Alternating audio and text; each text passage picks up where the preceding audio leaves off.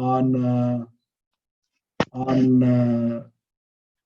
something like IoT, and typically we expect scripture-based passages, meditations, etc. So I was a little amused by the whole concept of speaking on a technical subject to a audience in the church, but he said it's fine to go ahead. And with that, I am here. My name is Anand, as Luke said. Many years ago, when I was doing my engineering, the Lord touched me. I come from a nominal Christian background with a very what do you call it? Difficult past. On the outside, I was a good guy, but I had my own share of indiscretions. But God touched me in His great love, the cross of Jesus Christ. When I was doing my engineering, I got saved, and I experienced a new life, forgiveness for sins, and that was a turning point in my life. Just a brief background about myself. Been in Bangalore since '95, and my wife is a doctor, Rina, and I have two kids, Daniel and Jonathan. Daniel is in 12th, and Jonathan is in 8th. So that's about it from me and my family. We are part of the City Church since the beginning. Okay, so with that introduction, I will start on this topic called IoT.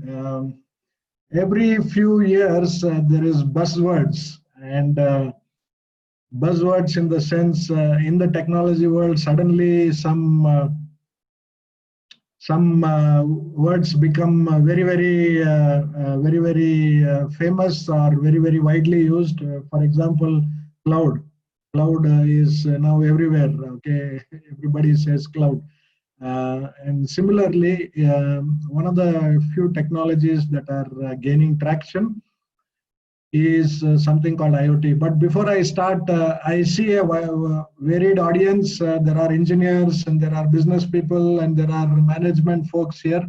So I've kept it interest. I mean, the presentation is, I hopefully will touch all aspects, right from those who don't know about what is this whole thing about IoT, to people who know a little bit about IoT, to people who are already working in IoT. So I've kept that balance there, and I hope this presentation will be something that you can take back with. So I'll switch over to the slide share. Let me know when you are able to see it.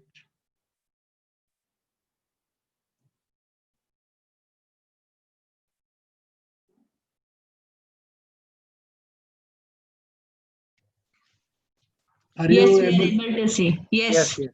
Okay. Yes. Thanks. So this is a primer on IoT. We will look at what is it, why it is so relevant now in our business world.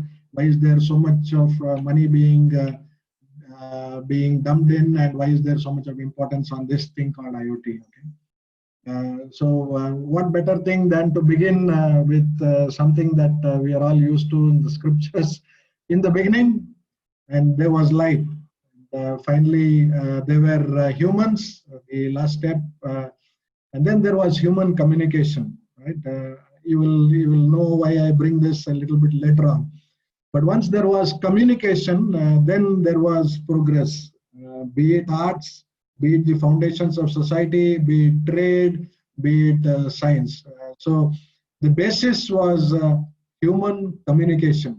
Right? That was the foundational. If every human being was an island by themselves and never communicated, we would never have progress like we see in the field of arts, societal foundations, trade, be it science, be it entertainment, etc. Right? So the key message is communication opens up a lot of possibilities. And we have seen that from a human's perspective, how communication has helped us build cities, build bring different capabilities into the society and for the greater good and common progress of all. Right? I'll open this up. What is this? What do you think? It's not a rocket science. It's not a trick question. Simple. It's bulb, filament. Bulb, filament. Cool. Yeah, it was not a trick question. It's a bulb. And what was the basic stuff here? It just has two functions. Switch on, it gives light, and if it is an incandescent bulb, it will give out more heat than light. And you switch off, it goes off. Right? Simple stuff. We've been used to it for many years. But what are the other possibilities? If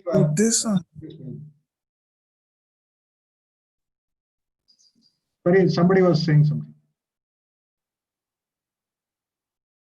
We just saw a bulb with just two basic functions, switch on and switch off.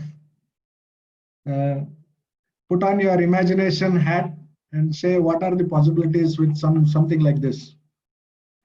Simple stuff that we see in everyday life or used to see in everyday life.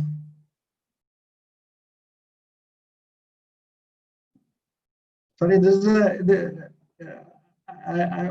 a discussion, so I would want to open No, it. it looks like we are all bulbs, so we are unable to. Right. I know I'm talking to Intel. Sorry, go ahead. Somebody was saying something. Bulbs with starting problems, starters.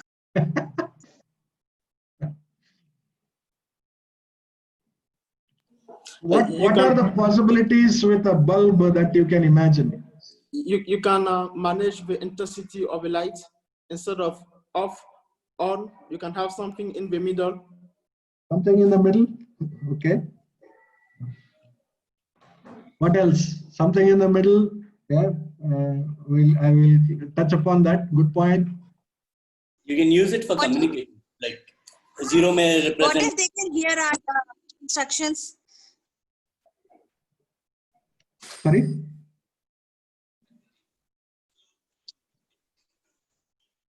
Sorry, somebody said something. Anamika, was it? Yeah, I said what if they can hear our instructions? Like switch off, switch on. Excellent, excellent. Okay. We can use bulb to represent the binary number or something. Okay. Zeros and ones. Somebody from a computer science background, good. 0 and 1. Okay. Can we use the headlights in car? Headlights in car, okay. Still giving out lights, okay.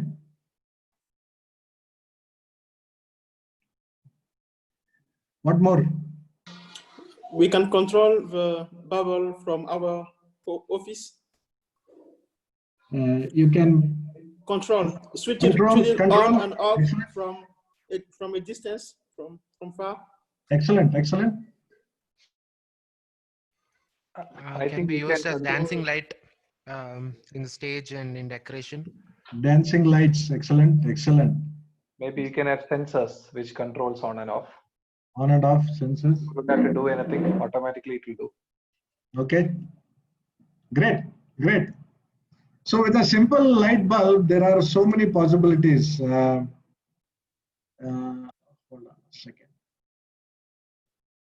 Imagine if it had more colors, right? You have white color, you have warm colors, but what if it had more colors? It was controllable without physically going to the switch, right? Somebody talked about control. If it was dimmable, I don't want it at full capacity. I just want it at 20% because I like soft lighting, right? If it was dimmable. What if it had a timer feature?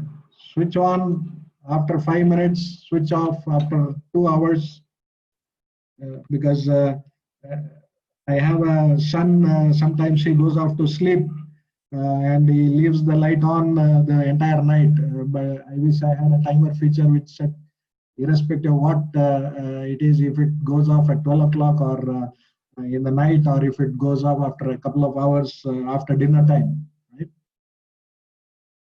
What if it was a little more intelligent and began to adjust the colors based on time of the day, right? A little more intelligence. Take a step further. What if it began to adjust colors based on the outside weather conditions? Right. So here you have it talking to the weather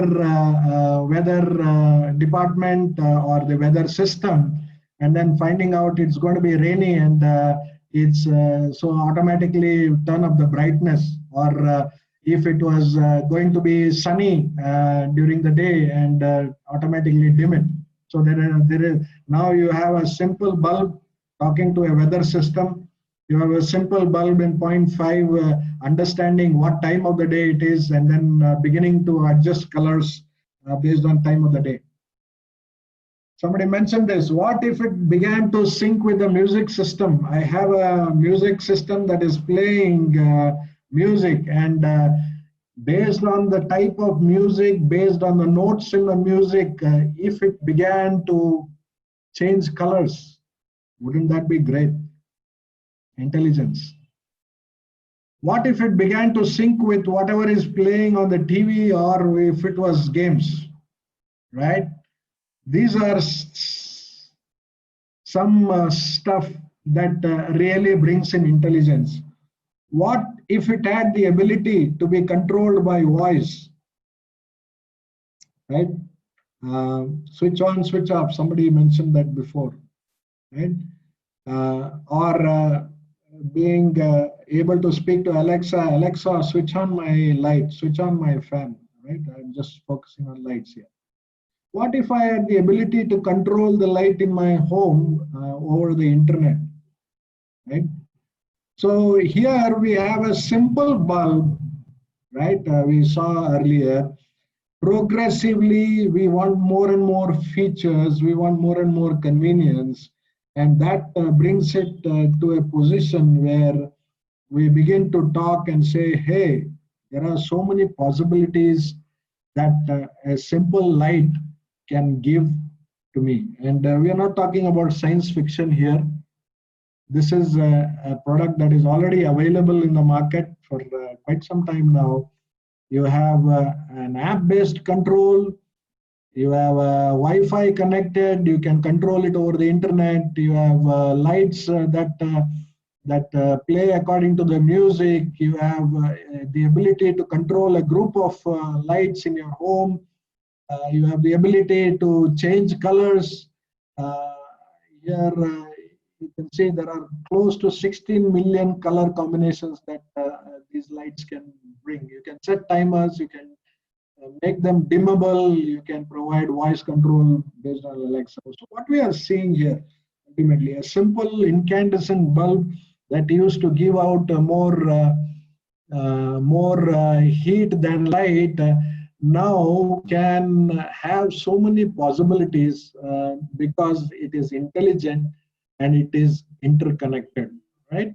So what you just saw now is an example of IoT, and specifically it's referred to an example from home automation, right? We just took a simple example of an incandescent bulb, and we saw what possibilities this can have if it was talking. In the first slide, I said human communication formed the basis for a lot of capabilities: arts, science, entertainment, literature, poetry, etc., all that. Now imagine if we were able to get this to a simple light bulb which was intelligent, began to talk to other systems, say the weather system, the music system, the app, talking to the humans, getting controlled by humans just by voice, etc. So there are a huge number of possibilities that open up. And imagine if we are able to do this with a simple incandescent light or a bulb, what would be the possibilities if we do it to other things that we use in daily life, right? And that brings us to this whole concept of Internet of Things. At the very, very small, simple definition, right? It is a network of physical objects. Network is basically objects talking to each other, just like what we are doing now. We are having a network here of a group of people on Zoom discussing on a particular topic or looking at a particular topic, right? So the Internet of Things is things getting involved into a network, and they have something called embedded technology to communicate, sense, interact, right, with themselves or the external environment. This is the Gartner definition. This term was, so is this new? Definitely not. This term was coined by Kevin Ashton back in 1999. It's more than 2 decades ago. So it's not something new. So it was conceptualized, talked about decades back, but we will see going forward why is it suddenly becoming prominent, right? There are a confluence of factors that technologies and factors that are bringing in this into the mainstream. So a short definition of Internet of Things: IoT is Internet of Things, and the IoT is a network of physical objects that are talking to each other and getting stuff out, getting more business value. Coined in 1999, not a new stuff. So the foundation for any Internet of Things is something called a device. It's typically called as an IoT device. What does this device, for something to be smart, like we saw for the incandescent bulb, an IoT device has to have certain essential features, right? One is sensors. Any device has to sense, right? And not just sense, it has to talk to the internet. So it has to be connected to leverage the value of the sensing that it does. In some cases, in most cases, it needs to have its own processors. A little bit of intelligence, a little bit of processing on the IoT device itself, right? It could be a bulb, it could be a sophisticated computer system sitting in a car, allowing you to go for remote driving, right? Or self-driving, right? These IoT devices need to be energy efficient, because you cannot have devices that require constant attendance or intervention, constant charging, etc. So they need to be energy efficient, right? They need to also be cost effectiveness. There has to be an element of cost effective. Why is this important? Because we are talking about scales. Just imagine, we talked about one incandescent bulb, possibility of it. You extend it to different things, whatever you can imagine in your daily life, right? Right from the clothes you wear to the mobile that you use, right? You can think of possibilities around it. And to make it really useful for a common man, it has to be cost effective. Last but not the least, there has to be a certain quality, it has to be reliable, and it has to be secure. All these are tenets that form the foundation of any IoT system. If you don't have security, you are opening yourself up to hacking. And imagine a self-driving car. If it was not secure, somebody just takes control over it, and and can do whatever they want with it, and probably end you in a crash or a disaster, right? So it needs to have sensors, it needs to be connected to the internet, it needs to have its own processing power, processors, it needs to be energy efficient, there has to be an element of cost effectiveness, it has to be quality, there has to be an element of quality, reliability, and security. These are the foundations for any IoT device. These 7 design features have been taken from the Things Global Standards, the Internet of Things Global Standards. So for the foundation, so we saw what is the definition of IoT, device that is able to network with other objects, providing data, and from which business value can be created. So IoT is an Internet of Things, and IoT device is one of the elements of the Internet of Things, and the most foundational element, and it has got key 7 features. On this, I would like to take a pause. If there are questions, feel free to interrupt wherever you have, so that it can be an interactive stuff. You want to make additional points. I know there are people here from who are already in this space, so you can add more color to what I am saying. Okay. Now, we have a variety of technologies today. Even though the concept existed and the terms were coined 22 decades ago, what is really why is it really mainstream today is because there are a huge variety of technologies that are available very cheaply, and that makes it feasible. Initially, it was in the labs, but now it is mainstream, and we will see what are the possible applications, how it has been used even in day-to-day world. So one quick comment there. IoT is not something foreign. If you really look at some of the things that you are using, you already know, hey, this is an IoT device. You would sense this as we go through this. So it's not something new that has fallen from space, not something new that has been invented in the lab last week or last year, but it was always there, and progressively, like we saw with the incandescent bulb, it began to give you small features, more colors, small dimmable. Then it became more and more intelligent to say, hey, it got connected to the calendar or the system that gives the time of the day. It got a little more intelligent, connecting to the weather condition outside. It got much more intelligent by connecting to the TV, connecting to the music system that is playing music.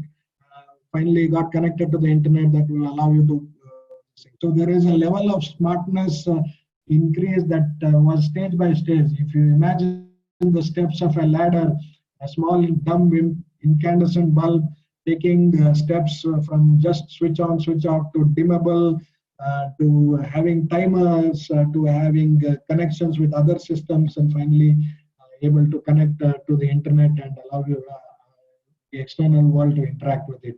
So a variety of technologies available now that makes things feasible from a business point of view, and that's one of the reasons why you will hear more and more of this. It may not be referred to by IoT, but you would see it in operation in your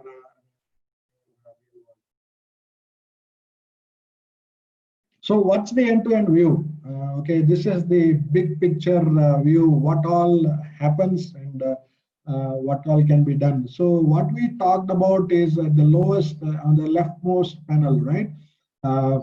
There are these things. What are these things that can possibly exist? They could be wearables. Wearables, when I say your Fitbit or your smartwatch is a wearable. You have cars, cars that are intelligent. Somewhere I recently read modern cars have close to about 40 to 60% of technology in them, right? It's no more mechanical focus. It's 40 to 60%. A few years back, if you can consider an internal combustion car, but bring in the electric vehicles, you will have that going all the way up close to about 80%. So you have cars, you have motors, you have buildings, you can have intelligent buildings, right? What do I mean by intelligent buildings? You would have noticed it in your offices. The moment you enter a meeting room, the lights switch on automatically. A simple example of a building that is intelligent to detect movement in a particular place and switch on or switch off lights, right? Mobile devices, the most features right now available on mobile devices. In fact, you don't need anything now.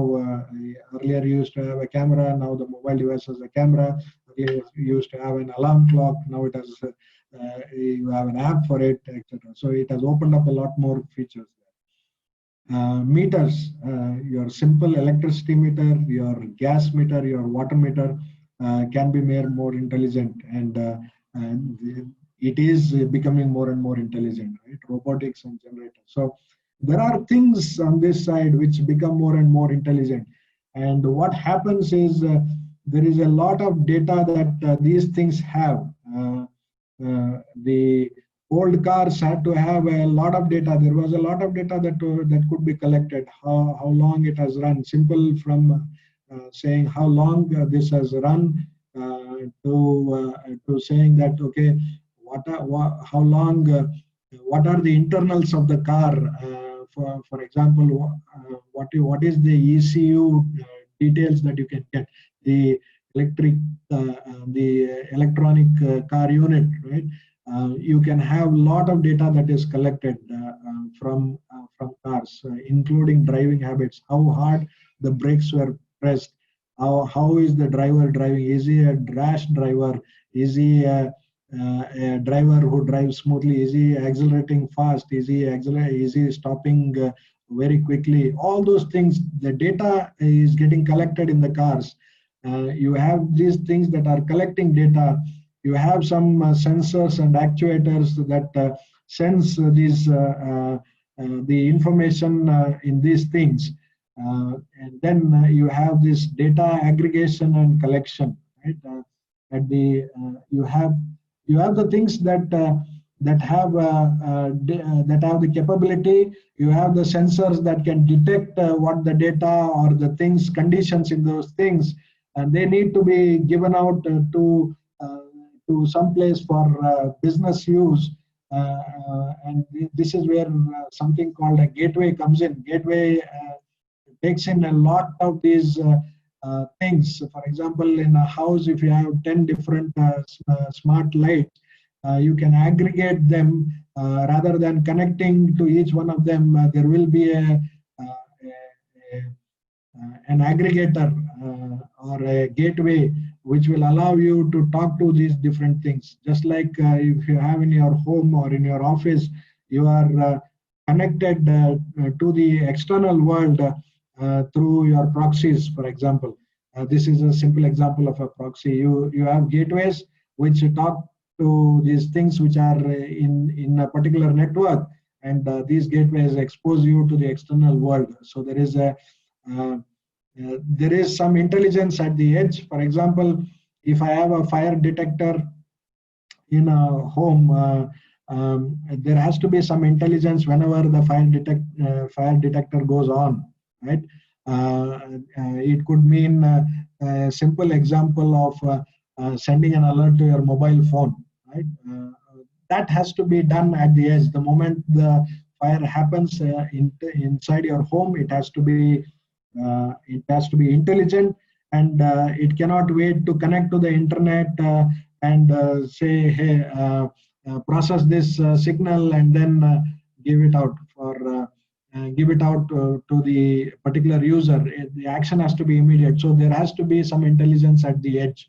When we say edge, it's the nearest point where these intelligent things are, or where the sensors and actuators are, rather than the cloud. Okay, from the edge, you bring this data into the cloud, and you can do a lot more of data analytics at the cloud level. So there is intelligence at the local level, there is intelligence at the cloud level. These are two different types of intelligences. As a simple example, we were working with one of the offshore drilling companies. When you say offshore, they are particularly in the deep sea. You can drill, the ship has got a rig, the rig drills into the deep sea and extracts oil out of it. Right? Now what happens here is the connectivity. Since they are deep sea, the connectivity to the internet is not always on, right? You will not have the bandwidth like what you have from an ACT, FiberNet, or your DSL stuff. So the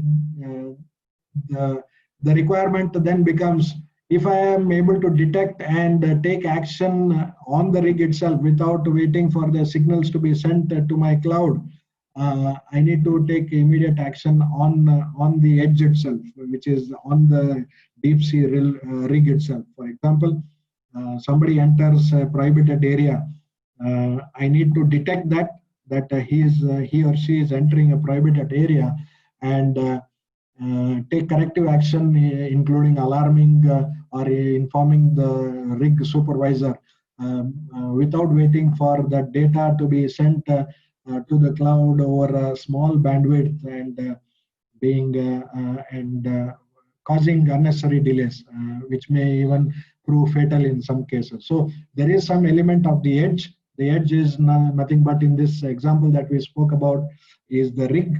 The edge is the rig, but you can get data out of the edge onto your cloud data centers for more intelligence. So this is the end-to-end view. You have things, you have sensors, actuators, you have gateways which sort of serve as the aggregators for your things, and there is some sense of edge analytics that is done. Analytics in the sense what actions can be done, and then there is also a higher level of business value that you can derive from pushing this data onto the clouds, onto the data center. So that's your end-to-end view. There are two types of IoTs that we can see. There is industrial IoT, consumer IoT. If broadly divided, as you can see on the industry side, you have machinery, transportation, you have smart cities. We will come across some of these demos. I have a demo at the end which we will come across some of these, or we will see examples of this as we go along. And then there is automation, machines doing certain stuff on the assembly line. For example, last year I had the opportunity to go to the Volkswagen car manufacturing site. We were on a guided tour there, and what was interesting to me was the presence, the entire stuff.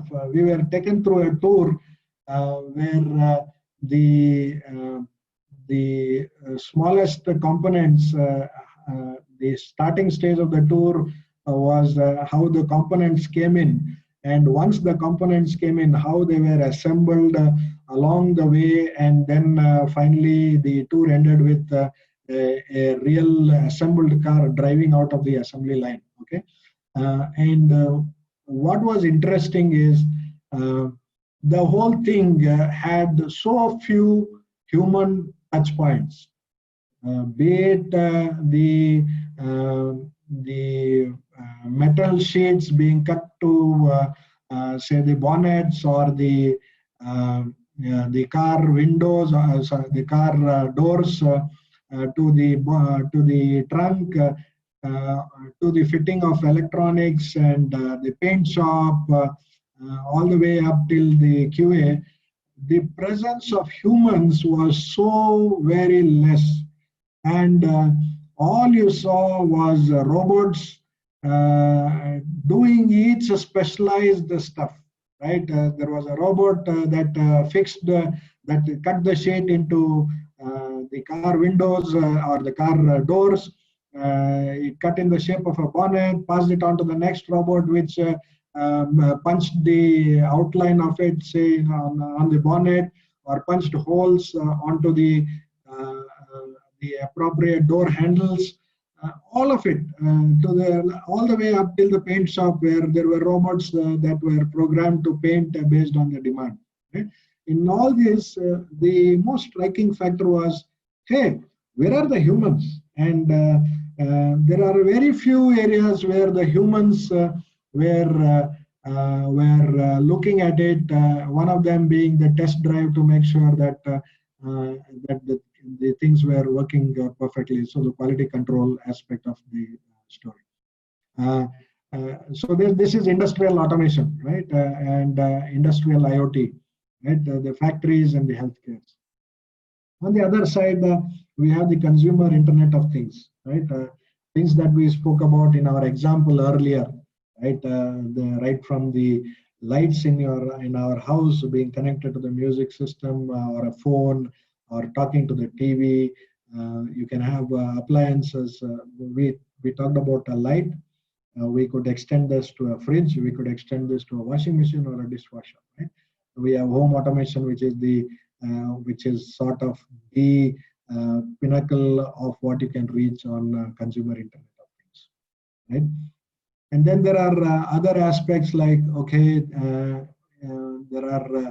there are some stuff that are happening right now which cut across industrial and consumer. For example, electric vehicles, right? They can cut across both industrial and consumer space. There is monitored home care. When I say monitored home care, you bring a patient home, the patient has got a blood sugar monitoring device fixed on him, or an ECG device fixed on him.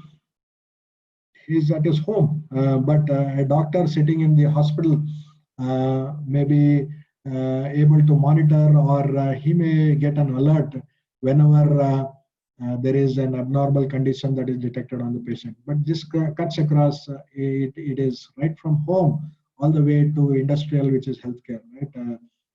Connected luggage, which straddle across stuff. So sometime back, a couple of years back, when we were looking for products in the market, there was a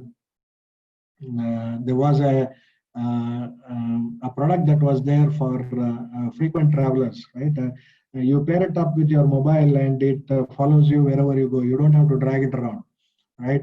And the other common thing that those who have traveled by flights, when your luggage is dropped down to the parking bay or the luggage bay, you have so many different types of luggages, suitcases that are coming out. And what if your fellow traveler unfortunately had the same color and same make of suitcase?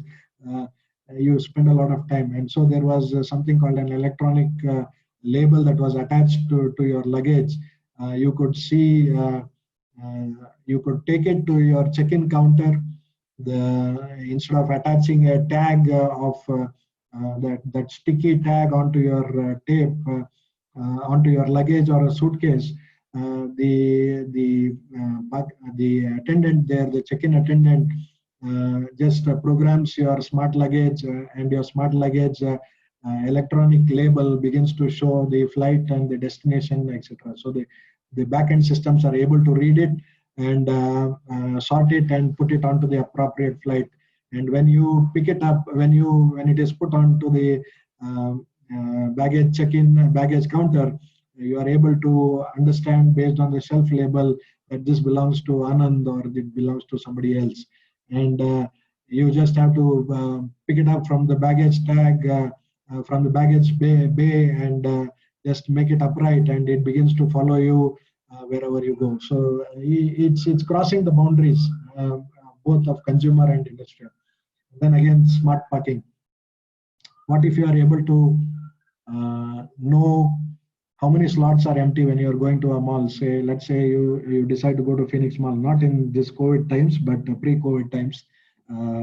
What if you wanted to go and in the first question that would pop up if you had a car, is it wise to take my car now, or should I have to spend 20 minutes on the Whitefield main road trying to get a parking because the parking is full in Phoenix Mall, right?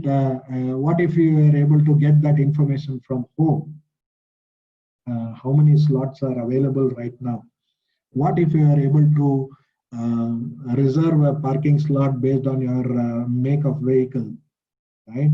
And what if the parking slot was intelligent enough to convey that you are parked in the wrong slot? Okay, so these are some of the use cases that are crossing the industrial and consumer space. Right? So what is the market size? McKinsey and Company says by 2025 it will be $6.1 trillion market. IDC says 7. Cisco says it is 14. Take the lowest end, 6 to 14 trillion dollars. That's the kind of market size that we are speaking about. And now you know why there is so much of activity that is happening in this IoT, why this word IoT comes up again and again. From a market size perspective, we saw the dollar values. What are the connected devices? Gartner says by 2020, that is this year, there will be 26 billion devices. There are 8 billion people on this planet Earth, but the connected devices are going to be 26 billion according to Gartner. IDC says 32. Cisco put out a figure of 50 billion a few years ago. I think that's far-fetched. You may end up somewhere with 26 billion by the end of this year, right? Or around that. It's in the billions. Now all these data, all these devices are generating data, and that is going to add up to what humans are generating. A few years ago, we didn't have smartphones. All we had is a few SMS messages, and your phone had a limited capability to store messages. Then came the smartphones, which began to store data. Then suddenly there was an explosion. Sorry, somebody said something? No, Matthew. Okay. Somebody, people began to take photos. The photos began to be in millions and billions, and they began to get stored onto the cloud because the data couldn't be on your devices. And there was a whole set of cloud storage providers that came in and said, hey, Google Photos included to Dropbox, etc. You can store it on the cloud. You don't have to worry about the physical limitations on your device. You can take it wherever you go, etc., etc. Then there was that began to explode growth, and now when you have these 20 billion things talking to each other, you will have the next explosion of data, which is what is being captured here. You have not just terabytes, it's zillion bytes that we are talking about. 10 times growth on the current space. The IoT data is going to be on 49 times of data. So when things begin to talk to each other, the data has to be captured, stored, analyzed for business value. So there is a huge exponential growth on the data as well. Now, how is all this going to be managed? Is it going to be one device? Anana? Yeah, sorry. Yes, I had a question on the previous slide regarding the IoT market size. Do you know other market size so that we can put the figures in perspective? For instance, I don't know the size of a car market or the data, I don't know. To put those numbers, I understand that they are big, but in comparison to other markets, how it looks like? Good question. let me approach the god of the internet for this. Let me just say worldwide.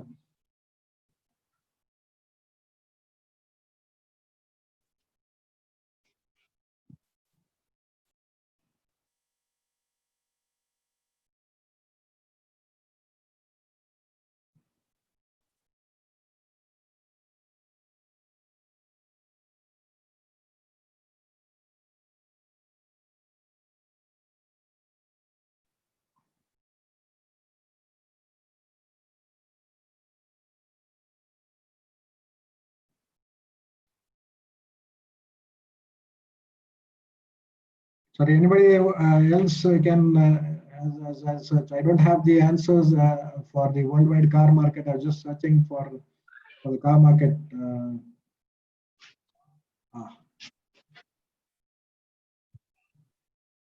Even I don't know. Okay, so 2020, hold on. Okay, so just from an international car sales perspective, total number of car sales for 2020 pre-COVID, right, is 60 million units, right? Passenger cars total is about 67 million units, and here you are talking about 26 billion or 20 billion connected devices. So in terms of numbers, just as a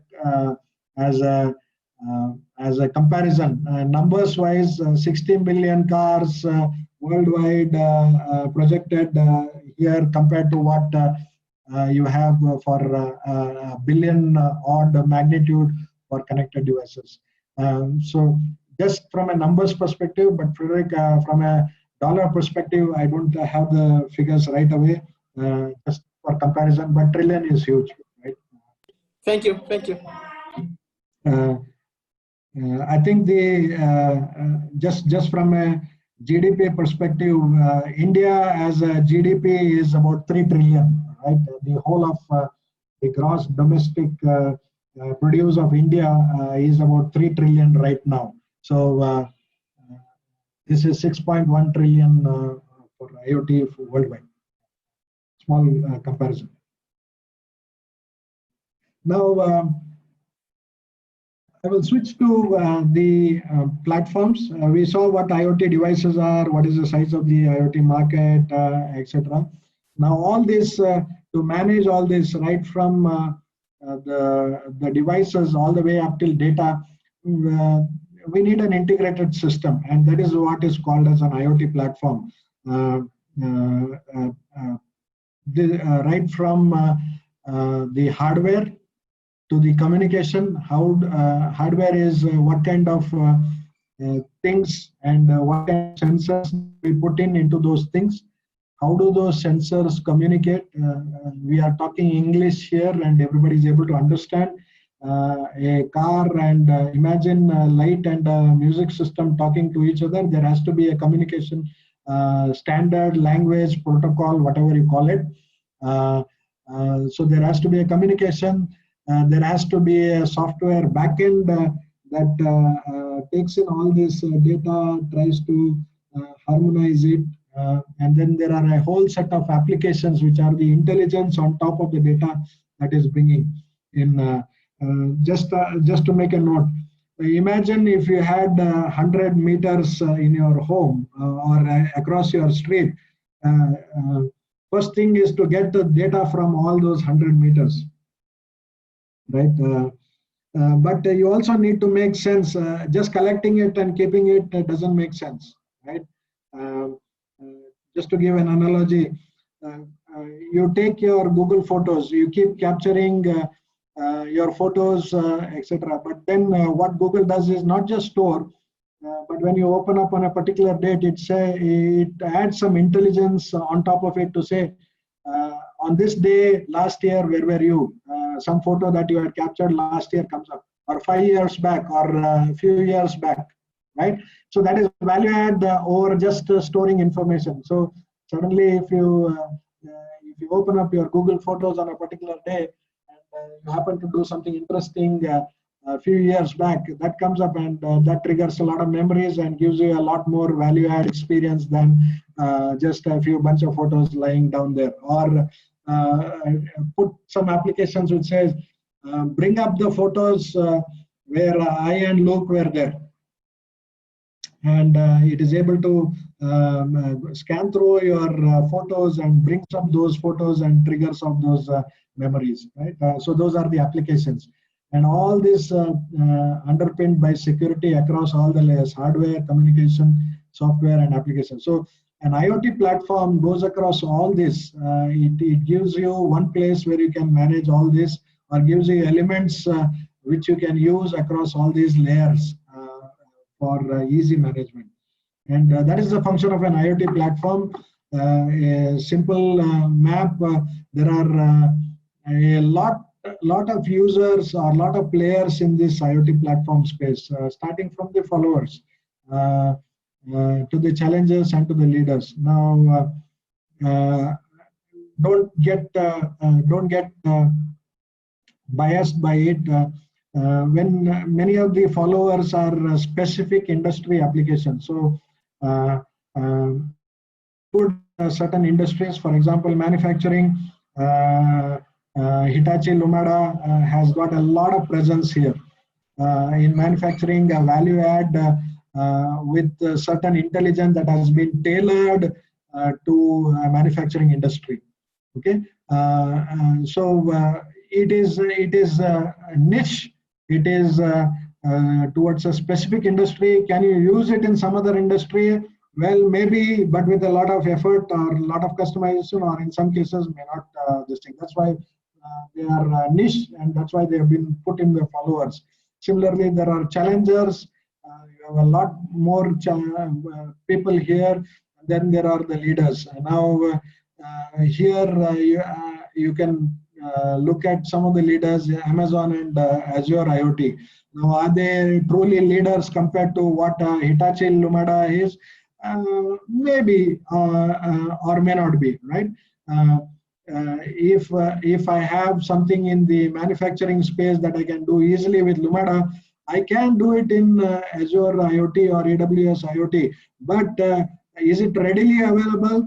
May not be, because these guys have been in the industry for long. They have done that. They know the domain. They know what is the applications, and they have already built it. These guys, are they there? No, they are getting it. But is this system across industries can be used? Absolutely, yes. They provide the fundamental building blocks, and you can use it for the industries, and it's flexible, right? So that's why they are leaders. So this is the classification that the industries have given. They have a lot of money that is pumped in. They are doing a lot of things, partnering with people, companies, etc., and creating a good ecosystem. That's why one of the main reasons for leaderboard, not necessarily capability-wise. Right? So just keep that in mind. So what is an IoT platform? Helps you across the hardware, communication, gives you components, pieces across all these layers of the IoT ecosystem. And these are some of the players. Now, we'll talk about a few use cases across industries. We saw about lighting, right? This is the Philips example. You can control lights, your smartphone, turning them on and off, programming them to blink if they detect an intruder, or dimming them slowly at night. Some of the intelligent features. So the device is intelligent. It has got its sensor. It is able to talk to your smartphone. It is interconnected. So intelligent and interconnected. Remember that slide that we saw. Intelligent and interconnected, that is the IoT ecosystem. So here is a bulb that is intelligent, and it is interconnected to your mobile phone. You can extend it to say, I can sit at my office and control the phone at home, control the light at home. Possible. Right? Medtronic, this is another company. There is an imported that's a glucometer that is implanted into the patient, sends data wirelessly to a monitoring device that is attached to a patient's home, or even send wirelessly from the home to the hospital or your physician or doctor, right? And not just sending readings, but is able to say, hey, there has been a spike or there has been a dip in this, and there is an emergency that is required. Some of the other use cases that we are talking about in certain of our engagements, simple ones. What is the most common problem that old people face is they fall. And when they fall, they may fall at times that caretakers may not know of, or there may be no caretaker at all. Many cases they just lay fallen there because they are unable to get up. So what if I had a device that I could give to them, strap it on their arms, just like a wristwatch, and it is able to detect a fall and immediately trigger an emergency response team member or the caretaker that there has been a fall. Simple stuff, but a device like that makes it possible. This is an example of IoT in healthcare. Healthcare has seen a lot of such use cases. We are dealing with many of them in our engagements as well. Now you might say, oh, okay, that's lighting, that's Medtronic. What about my clothing? And this is an example in 2015. Ralph Lauren Polo brand, the owner of Polo brand, they had introduced a tech shirt. All that your Fitbit does now was done by this shirt itself. How much distance did you cover? How much calories did you burn? How much was the moment intensity? How much was your heart rate? All of it was done on a shirt way back, not just last year, but way back in 2015. Okay, so we have covered home automation, we have covered healthcare, we have covered wearables like a Ralph Lauren shirt. Is it applicable in sports? Excellent. There is a company called Baboblat which put sensors in the tennis racket. It allowed you to analyze what speed did the ball come in, what speed did the ball go out when it was hit, what was the spin on the ball, where exactly on the tennis racket did the ball hit. If you hit the ball on the middle, that's a sign of your expertise. But if the ball hit your side, that means either you failed to judge the ball properly and you need to improve on that. But these stats were captured by these sensors that were on that tennis racket handle, and you could connect it to a mobile phone and later on view it and improve your game. So you saw medical, you saw home, you saw wearables, you saw the sports. Here are some other examples of IoT in real life. In a shopping mall, stadiums, or can I detect using my camera feed overcrowding? Very, very essential, and this is a use case that we are seeing in very heavily in our COVID times. I need to detect if there is a crowd, and I need to trigger an alert whenever there is a crowd. It could be either because there was a mishap, or it could be there was an accident, or it could be just a group of people gathering for some social purposes. So I can trigger alerts based on camera feed. So I bring in video analytics here. Can I go to sit in a stadium? And I don't know if you have when you go to the stadium, if you have gone to any IPL match or a football match, one of the things that you wish that you could see was action happens live, right? So when there was a 6, maybe you were distracted at that point of time. If you are in a live stadium, you have the big screen in front on one of the sides of the stadium. But what would happen, and this is something that I have missed sometimes, is if you are sitting on a TV, you know there is a replay that is going to happen in a couple of seconds or a minute, right? But in a stadium, you may not have that feature. So the question is, what if I have an app that was provided by the stadium provider, and it could help me view the replay of the goal or the six that was hit or the four or the wicket that was taken, right? What if I was able to count the number of visitors to the stalls in the last few hours? What was the sales on the site? So there is a huge customer experience. There are other use cases.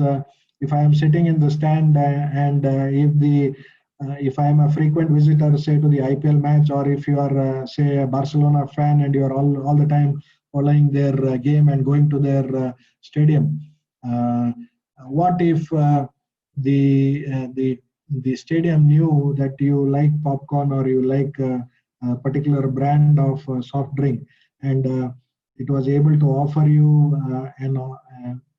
send you a notification at an appropriate time saying that we have a person coming in along your aisle carrying goods. Would you want to reserve something? So it would allow you to reserve a box of popcorn or box of or a can of Coke or a soft drink of your choice without leaving the seat. And so these are customer experiences that can bring in additional revenue to the stadium guys, as well as provide you a better experience. What if you are able to track the cleaners in your mall, know where they are, or let's say there has been a breakdown of the elevator. What if you are able to know where is the nearest technician, send him an alert, and he is able to navigate to the proper elevator without being on the phone and told take a left, take a right. These are some of the things that our IoT enables, allowing you to address safety, security, customer experience, and allowing you to manage your workforce. From a safety security, if you have gone to the security room of some of the big places, you have a bunch of people all the time looking at the monitors, and all they are doing is seeing all these things, right? Is there somebody who is unauthorized entering a restricted area? What if they are tailgating? If they have, if there is some criminal or a person of interest that is walking into your location? What if there are objects that are detected? What if there is somebody who is loitering around? What if there is a density of more than X number of people? What if somebody is standing around and gazing at this window and trying to say, hey, this looks interesting. These are some of the things that people used to do it by observing the screens, but now based on the intelligence of the machine, when I say that I'm entering into the space of analytics, machine learning, deep learning, visual analytics, the machine does this and is able to only trigger. So the guy in the security monitoring room, he can actually focus on something much better, because he doesn't have to stare at the screens and observe every moment and strain himself much more. And this can be done day in and day out without human fatigue. So these are some of the things that are enabled by IoT.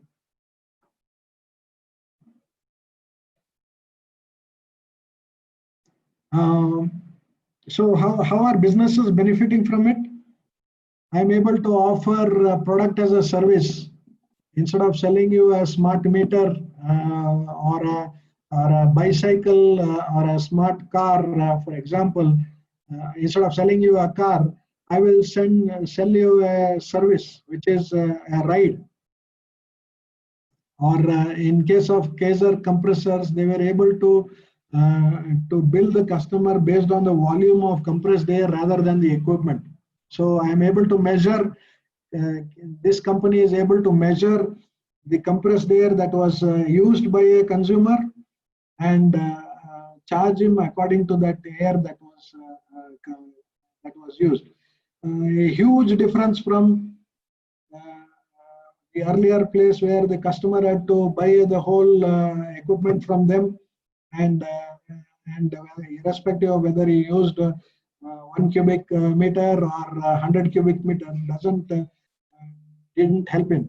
So it's win-win for both customers as well as for the companies. There is performance-based pricing that can be, these are new business models. What if I am able to charge, Rolls-Royce is now charging based on the flying hours, base price plus flying hours. So it's able to calculate. How is that possible?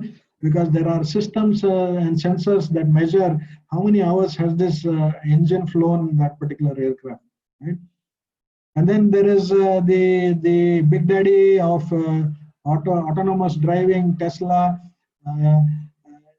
It's able to change the software on the car remotely and able to extend the battery range from 300 to say 500 kilometers. So they are talking about 1 million miles now, all based on the flip of a switch on the command and control center at Tesla, which will throw up a software update which the customer has paid for, and he can get more benefits out of it. So these are all new business models: pay per service, pay per performance, pay based on software that can be pushed in remotely. So IoT is opening up new models.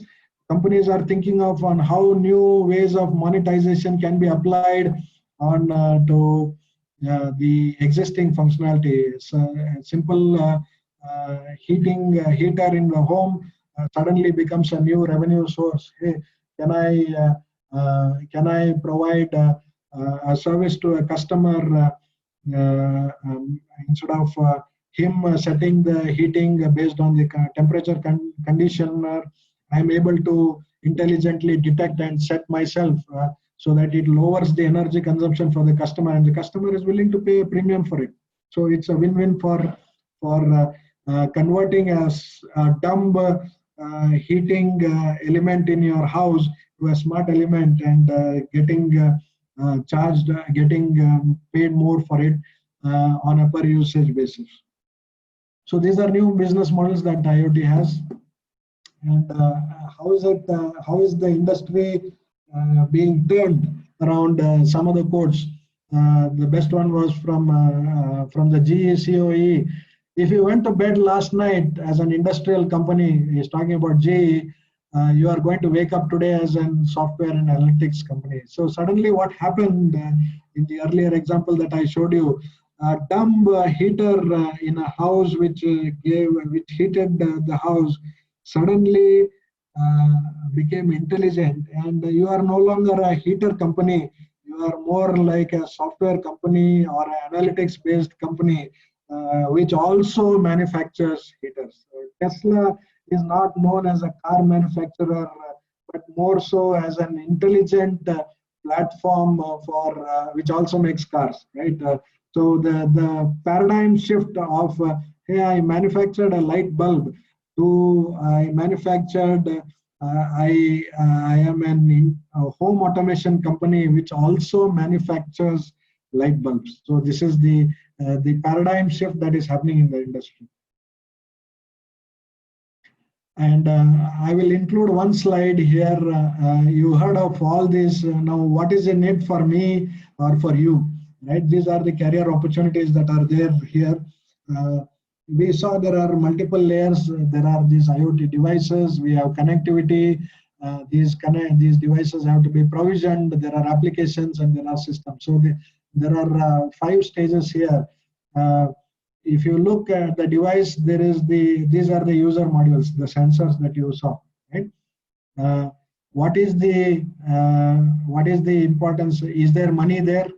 5% probably, because sensors are volume game. Today I manufacture a sensor for 50 rupees. tomorrow the bigger player comes in and he manufactures it at 20 rupees. So you lose out on volumes. So this is just 5% of the value chain. Okay, what is the devices, sensors, embedded chips, vending machines, cars included, right? Cameras, MEMS, and actuators. So if you notice, we put in cars here. And we are saying this is just 5 to 30% of the value chain. Remember the point that I made before. Cars are increasingly having a lot of electronic components, and the value is going to be elsewhere rather than just cars as a mechanical device. So from an engineering perspective, if you are studying, is mechanical engineering having the same importance as before? Yes, of course. But will it have the same importance going forward? Maybe not, because you will need to say, how can my mechanical car be more and more intelligent? And the intelligence is going to drive a lot of value, and your skills are going to be more required rather than what kind of a wheel, what kind of a motor or an engine. That would be just 5% or 30%, up to a 30%, right? And then there is connectivity, right? When I say connectivity, there are a lot of protocols here, Zigbee, Sigfox, etc. These are some of the platforms, the communication protocols. All that they do is connect those devices together. Okay, is there value chain there? 5 to 20% for connecting these devices. It's just like our telephone companies right now. All our mobile companies facing the same problem, right? They spend billions on acquiring spectrum. They spend billions on setting up mobile towers, back-end operations, etc. And finally, there comes a Reliance Jio. It says, whatever you can, 200 rupees a month. So how do I make money? Is by providing applications, differentiated services. So connectivity, 5 to 20%. Provisioning, this is managing the distribution. How do I build those devices? How do I provision those devices when they are connected? Any problem with the device? How do I get it corrected? All those things. It's just provisioning. Again, 20 to 30% of value. Now, where should you and I be playing is in these two aspects, which is what I have highlighted here. The value is not in devices, not in connectivity, not in provisions. Of course, there is value here, but up to a maximum of 30%. But here is where the money is. Here is where the market, whatever 6 trillion market is going to be split up. You will have up to 60% of that 6 trillion in applications or consulting and systems integration. What do these do? Take the data out, collect the data in, provide value add to a customer to say, hey, here is an application that will help you optimize your energy consumption. All that application has done is taken the data in, understood, added a little bit of intelligence, and provided a differentiated service to a customer. And the customer is happy to pay for it. So what are the skills that are required here? And that can help you get further in space. Look at IoT platforms, look at analytics and analytical platforms. That is where the money is. That is where the career opportunities are. Integrations with other systems. If you are a middleware, if you are an API guru, that is where your systems integrations will come in. So the focus on career opportunities is on the applications that are going to be built leveraging the devices, the connectivity, and the provisioning. So focus there. I am running out of time. I will just talk one quick demo that I will give just to show things in action. Are you able to see this? We can just see your see the screen. PPT. Okay. We have to share the Yeah. video.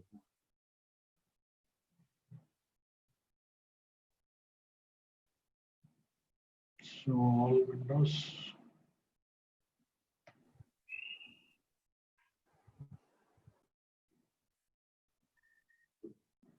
Are you now able to see this? Yes, yes. Yes. Okay, so this is an hold on a second. Are you able to still see? Yes, we are able to see it. Yes. Yes. Okay, so this is an example application that is built for an electricity company. Okay, it's called the smart grid.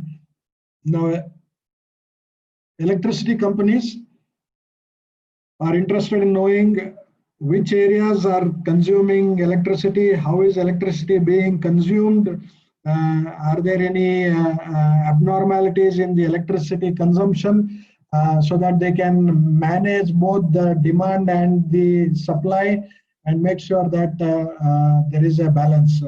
Electricity is one of the things that cannot be stored. So there is a huge operations backend operation that goes on at the back end to synchronize this supply and demand, and that is how we are able to enjoy this electricity at the moment. So this is from an electricity perspective. So in this example, he is able to see what is the consumption at Mysore level, at Bangalore level. So if you are the MD of Karnataka Power Transmission Corporation Limited, you would probably want to have a dashboard like this, which says, okay, what is my consumption in Mysore the last 1 hour, last 12 hours, last 6 hours. Okay, current consumption in Bangalore, current consumption in Mysore. How is it during daytime? How is it during nighttime? Right. So I can do this and see only the night times and Mysore nighttime, daytime. Total energy consumptions. Are there any alerts that I need to be aware of? Okay. Now I want to drill down. I want to see it in the map, right? So there is a map view on it. Now I want to go down to Bangalore. I want to see what is there in Bangalore. So I go to this Bangalore drill down. On the customer side, there are smart meters. Those smart meters are sending data on the current consumption. So there's no electricity man going house to house and giving data on it, but these are smart meters that are sending in data every 5 minutes or 7 minutes. So I've dug down into Bangalore. I have two areas here, Electronic City and MG Road. So I can know what is the daytime consumption in Electronic City. I have the daytime consumption in MG Road. MG Road seems to have a higher daytime consumption in kilowatt hours compared to Electronic City. And nighttime, there is this thing. What is the real-time data reading across the different last 7 days at a stretch? And on a map, I can see it. Again, are there alerts from these two areas? And now I can go down and drill down even further and say, okay, I want to go to MG Road, and I want to go into the meters that are there on MG Road. Right.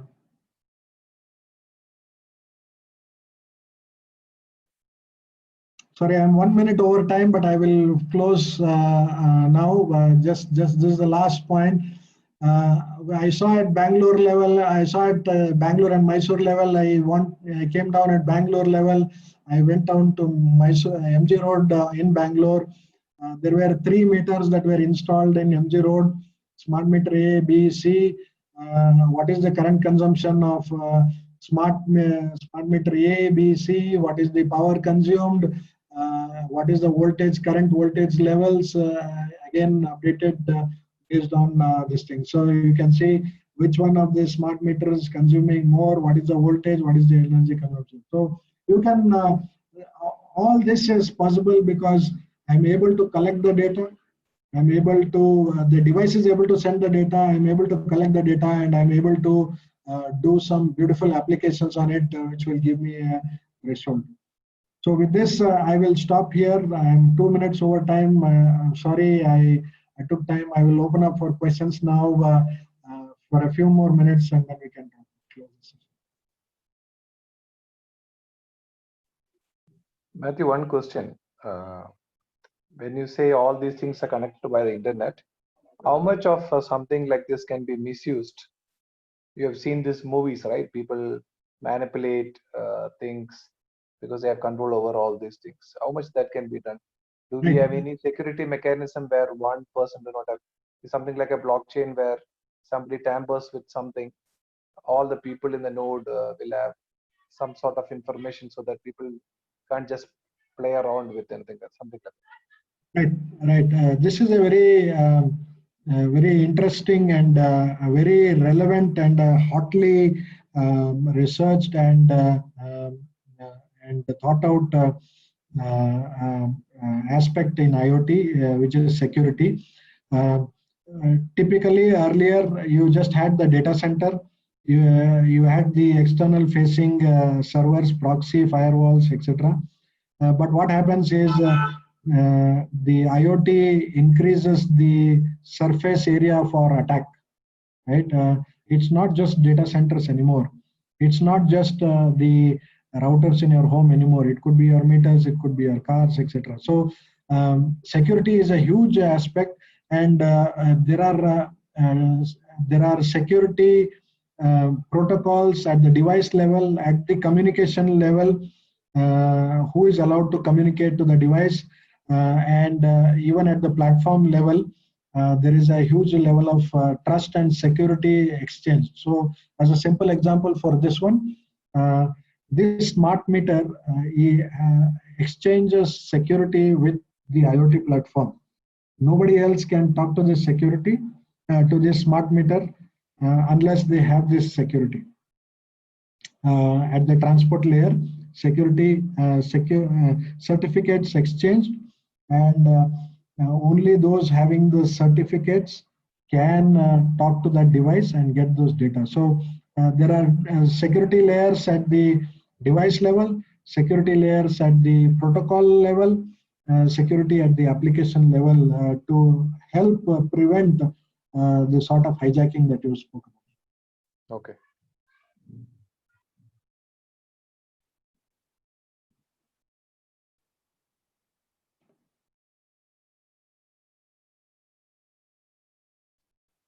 Guys, any questions? Can you please ask so that.